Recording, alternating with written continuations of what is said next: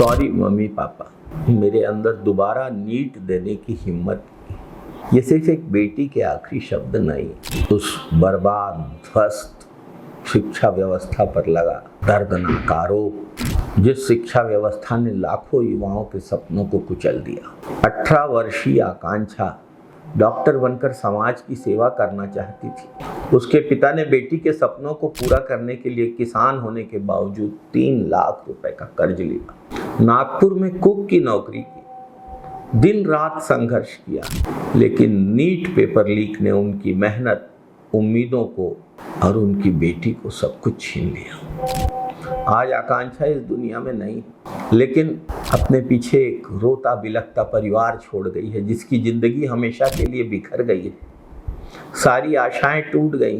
दुखद बात यह है कि आकांक्षा अकेली नहीं। नीट पेपर लीक और उससे पैदा हुए नैराश्य ने कई युवाओं की जान ले ली। प्रदीप मेघवाल राजस्थान, अंशिका दिल्ली, ऋतिक उत्तर प्रदेश, सिद्धार्थ हेगड़े गोवा, भाग्यश्री कर्नाटक, आकांक्षा मध्य प्रदेश। सबसे ज्यादा दुखद और पीड़ाजनक ये सारे छात्र हिंदू हैं। इनके धर्म का उल्लेख इसलिए कर रहा हूं ताकि आंखें खुले। भाजपा धर्म का उपयोग राजनीतिक फायदे के लिए करती है। धर्म के नाम पर वोट देने वालों को ध्यान से सुनना चाहिए। नीट पेपर लीक से सबसे ज्यादा प्रताड़ित, पीड़ित हिंदुओं के बेटे बेटियों ने आत्महत्या की है।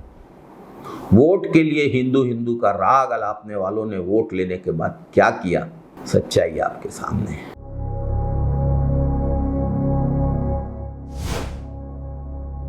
कई स्थानों पर पेपर लीक के खिलाफ न्याय की मांग कर रहे छात्रों के प्रदर्शनों पर बेरहमी से लाठीचार्ज किया गया। पुलिस द्वारा बर्बरता बरती गई।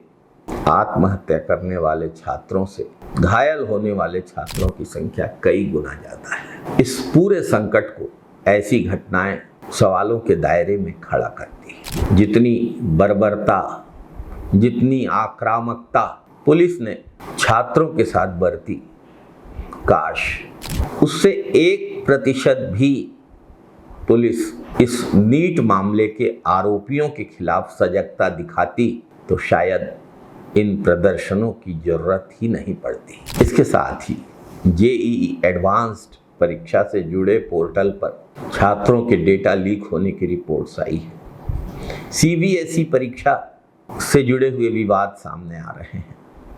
इन रिपोर्ट्स और आशंकाओं से परीक्षा प्रणाली की पारदर्शिता और साइबर सुरक्षा पर गंभीर सवाल खड़े हो रहे हैं। जब देश के बच्चे अपना भविष्य बनाने और भविष्य बचाने के लिए संघर्ष कर रहे हैं, टूटकर आत्महत्या कर रहे हैं, अपनी नाराजगी व्यक्त करने जा रहे हैं, तो पुलिस की लाठियों के बर्बर प्रहारों का शिकार हो रहे हैं। ऐसे समय सत्ता में बैठे लोग जवाबदेही से बचते नजर आ रहे हैं। लाखों छात्रों और अभिभावकों का भरोसा टूट गया है, लेकिन अब तक कोई ठोस जवाब नहीं मिला है। किसी ने नैतिक जिम्मेदारी स्वीकार नहीं की है। देश आज सवाल पूछ रहा है, आखिर नीट पेपर लीक कितने और बच्चों को प्रभावित करेगा? कितनी जानें जाएंगी? कितने लोग घायल होंगे? कितने परिवार उजड़ेंगे? दोषियों को बचाने की कोशिशें कब तक चलती रहेंगी? छात्रों के भविष्य से खिलवाड़ करने वालों को सजा कब मिलेगी? शिक्षा व्यवस्था की इस विफलता की जिम्मेदारी कौन लेगा? कभी लेगा या नहीं लेगा? यह केवल एक परीक्षा का घोटाला नहीं है, ये देश के नौजवानों के विश्वास, मेहनत और भविष्य पर किया गया सबसे बड़ा सरकारी हमला है। जय हिंद, वंदे मातरम।